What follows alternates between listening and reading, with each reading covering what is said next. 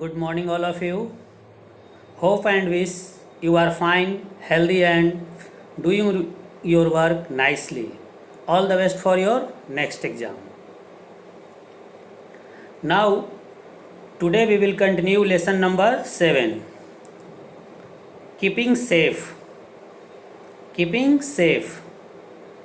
Today we will know about safety on the road,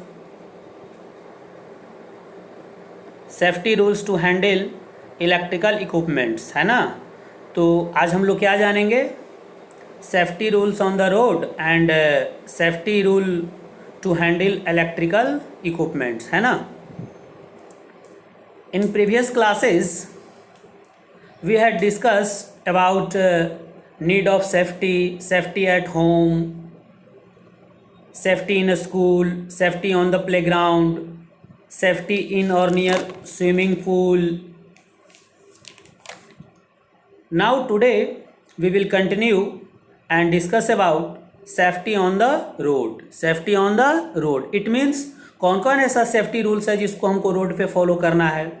most accidents occur when safety rules are not followed. It means क्या होता है, road पे अक्सर जो जितनी सारी जो एक्सीडेंट होती है, दुर्घटनाएं होती हैं, कब होती हैं? जब हम लोग क्या करते हैं, सेफ्टी रूल को फॉलो नहीं करते हैं। तो अगर हम लोग सेफ्टी रूल्स को फॉलो नहीं करेंगे तो लाजमी है कि दुर्घटना होगी, एक्सीडेंट होगी, क्योंकि सावधानी हट्टी या दुर्घटना घटी। यस, तो today the safety rules to be followed on the road are as follows. क्या कौन सा ऐसा सेफ्टी रूल्स है जिसको हमको रोड पे फॉलो करना चाहिए? Listen carefully and try to understand, है ना।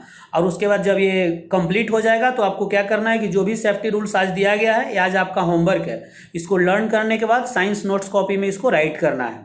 तो safety rule on the road, number 1, always walk on the footpath, है ना। देखते होंगे जहाँ भी रोड होता है उसके साइड में क्या होता है, दोनों साइड में फुटपाथ बनाया जाता है। तो always walk on the footpath, हमेशा फुटपाथ पे वॉक करना चाहिए। लेकिन अभी क्या है, बहुत सारा प्रॉब्लम है। फुटपाथ पर क्या होता है, बहुत सारे जो दुकानदार होते हैं, वो छोटे मोटे जो दुकान वाले होते हैं, फुटपाथ पर क्या करते हैं, अपनी दुकान लगा लेते हैं, इसलिए चलने में परेशानी भी होती है। लेकिन उसके बावजूद भी आपको फुटपाथ पे चलना है, जहाँ भी जगह मिलेगा फुटपाथ पे चलना है। Next, always cross the road at zebra crossing. आप जेब्रा क्रॉसिंग देखे होंगे, have you seen zebra crossing? देखे हो? डाक बंगला चौराहा पे देखे हो? यस, नहीं देखे हो? जो रोड में बीच बीच में व्हाइट व्हाइट कलर का स्पॉटेड बनाया जाता है जेब्रा के जैसा, जैसे जेब्रा के बॉडी पे कैसा व्हाइट व्हाइट स्पॉट होता है ना, उसी तरह से क्या होता है, लाइनिंग बनाया जाता है, उसी को हम लोग जेब्रा क्रॉसिंग, ऑलरेडी आपके बुक में दिया गया है, वहां से आप देख सकते हैं जेब्रा क्रॉसिंग क्या होता है। ये नहीं कि वो जो जेब्रा होता है ना उसको क्रॉस कर जाएंगे तो जेब्रा क्रॉसिंग बोलेंगे, ऐसा नहीं होता है। Always walk cross the road at zebra crossing, कहाँ क्रॉस करना चाहिए? जेब्रा क्रॉसिंग पे। In case there is no footpath, walk on the right side of the road. अगर कहीं पे फुटपाथ नहीं है तो रोड के हमेशा राइट साइड में क्रॉस करना चाहिए, राइट साइड में टहलना चाहिए, उसी से क्रॉस करना चाहिए, है ना। Next, before crossing the road look to your right, then left, then right again and cross the road only when it is clear. क्या करना चाहिए?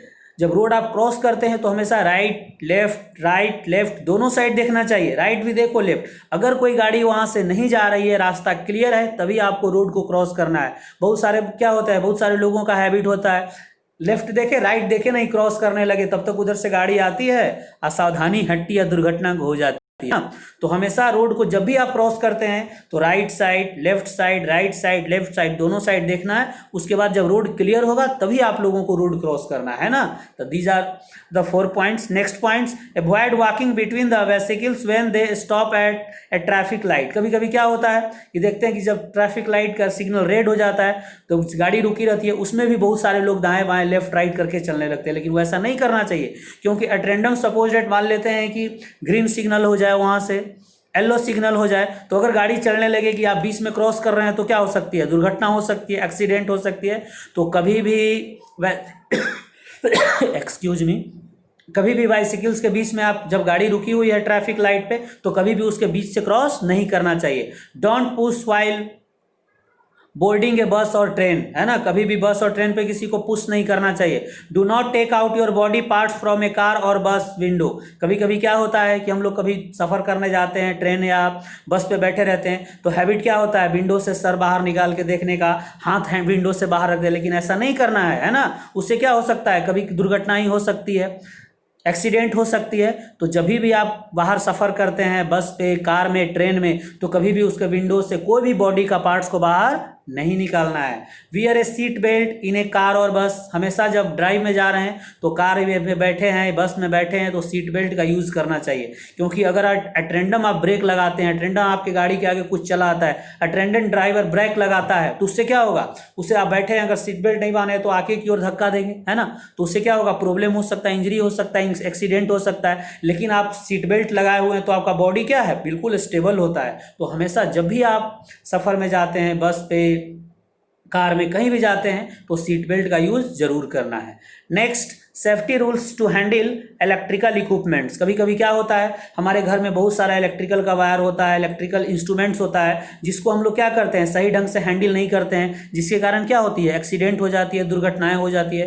तो उससे बचने के लिए क्या करना है, to avoid accidents due to electrical equipments. कैसे इससे बचा जा सकता है, कैसे हम इसको अवॉइड करते हैं, ये पॉइंट्स आपके बुक्स में नहीं दिया गया है, लेकिन फिर भी आप लोग को जानना है, आप लोग को पढ़ना है, क्योंकि ये बहुत जरूरी है ना।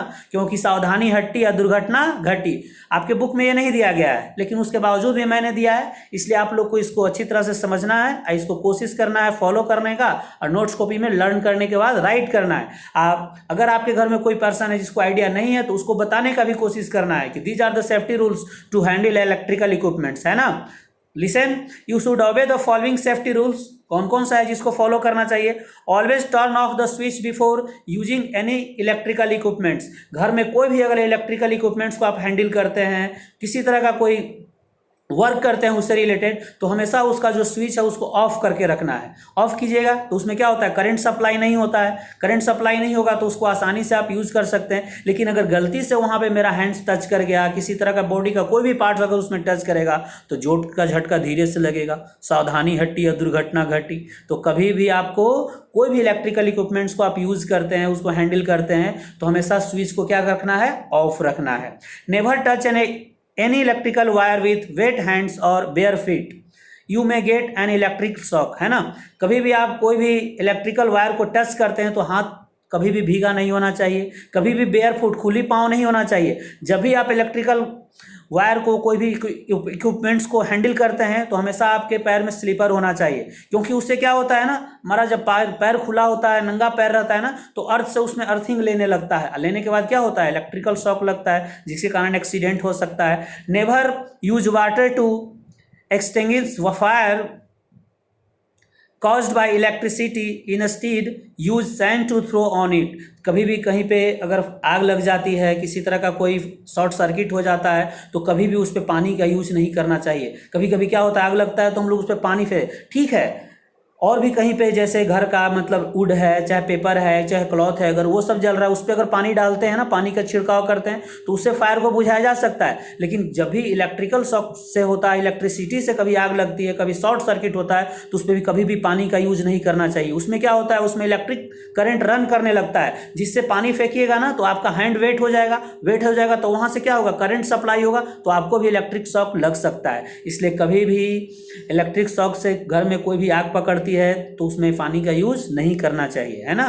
Immediately turn off the main switch if anybody gets an electric shock. अगर किसी को इलेक्ट्रिक शॉक लगता है, किसी को इलेक्ट्रिक करंट लगता है, तो क्या करना चाहिए कि सबसे पहले जो मेन स्विच होता है घर का ना, उसको ऑफ कर देना चाहिए। उससे क्या होगा कि उससे हम लोग क्या करते हैं, उस आदमी को बचा सकते हैं, इलेक्ट्रिक शॉक नहीं लगेगा, क्योंकि उसमें करंट जो सप्लाई होता है वो शट डाउन हो जाएगा, बंद हो जाएगा, तो उसके बाद उसको क्या हो सकता है, उससे बचा जा सकता है। तो these are the safety rules that you have to follow, and these are the classwork for today and also homework. Classwork you have to learn and write in your science practical copy, and homework learn these points, and next day we will know about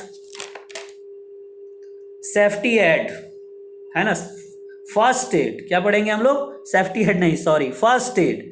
first aid for bruises and cuts, अगर कहीं पे injury हो जाता है, cut जाता है, कहीं कहीं देखते हैं हम लोग, कभी खेलते हैं तो गिर जाते हैं, तो कभी छोटा सा इंजरी होता है ना, उससे वाटर जैसा लिक्विड निकलने लगता है ना। तो इस जो भी इस तरह का प्रॉब्लम होता है उसमें कौन सा फर्स्ट एड फॉलो करना है? First aid for nose bleed, अगर नोज से ब्लीडिंग होता है, कभी देखते हैं समर सीजन में ऐसे भी बहुत सारे बच्चे का नोज से क्या होता है, ब्लीडिंग होने लगता है। क्लासरूम में बैठा हुआ है, बेंच पे बैठा बैठे उसके नोज से क्या होता है, ब्लड निकलने लगता है। तो कौन सा फर्स्ट एड उसको देना है ना? तो these are the safety rules that we know tomorrow. First aid for bruises and cuts and first aid for nose bleed. तो these are the homework boys, so you have to revise and learn, है ना। तो बहुत सारे हम लोग safety rules के बारे में जान रहे हैं। रोड पे, स्कूल में, प्लेग्राउंड है, स्विमिंग पूल है, उसके बाद फिर और एक्सेट्रा बहुत सारे ऐसे प्लेसेस हैं जहाँ पर हम लोग को सेफ्टी रूल को फॉलो करना है। तो आज का आपका क्लास वर्क इतना ही है, होमवर्क भी इतना ही, इसको लर्न करना है, रिवाइज, है ना। बाकी और किसी तरह का डाउट कन्फ्यूजन होगा तो आप हमसे पूछ सकते हैं। Thank you, have a nice day.